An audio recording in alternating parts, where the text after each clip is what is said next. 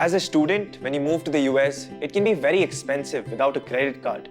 Taking your Indian bank cards or Forex cards may not be most ideal. I took a Zolve credit card and it made my life so much easier. When I got my admit from UCLA, more than feeling happy, I was actually intimidated. I was speaking to my cousin in the US and I learned that a lot of things in the US depend on your credit score and social security number. If you don't have a good credit score, your cost of living becomes so much higher. I was worried and unsure where to start from. That's when I came across Zolve.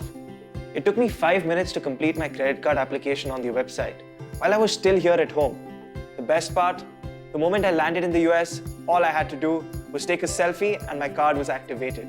In fact, I used the same Zolve card to pay for my first Uber ride there. I also got a US bank account, a credit card with no annual fees and no hidden charges, and without a social security number.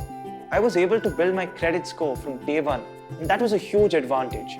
With a credit limit of $5,000 and rewards in Walmart, Costco, Starbucks, Zolve is a real lifesaver.